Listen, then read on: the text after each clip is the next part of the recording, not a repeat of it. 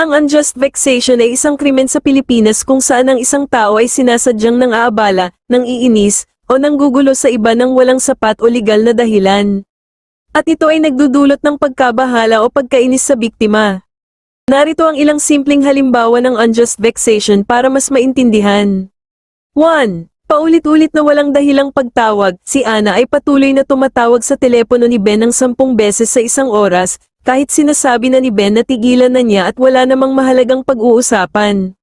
Dahil dito, naiinis at naabala si Ben. 2. Pagsasara ng gateway, si Mang Tonyo ay sinasadyang isinara ang daanan papasok sa bahay ng kapitbahay niyang si Aling Nena gamit ang malalaking bato, kahit may karapatan si Aling Nena na gamitin ang daanan. Dahil dito, nahirapan si Aling Nena na makapasok sa sarili niyang bahay at naabala ang kanyang araw. 3. Matagal na pagbusina, si Joel ay matagal na bumubusina sa harap ng bahay ng kanyang ex-girlfriend na si Sarah sa hating gabi, kahit alam niyang tulog na ang lahat. Nagdulot ito ng inis at pagkaabala sa pagtulog ni Sarah at ng kanyang pamilya. 4. Pagkumpiska ng gamit ng walang karapatan, si Mr. Cruz ay kinuha ang bag ni Miss Santos sa loob ng opisina ng walang pahintulot o legal na batayan, at tinanggihan itong isauli sa kanya sa loob ng ilang oras, na nagdulot ng pagkabalisa kay Miss Santos.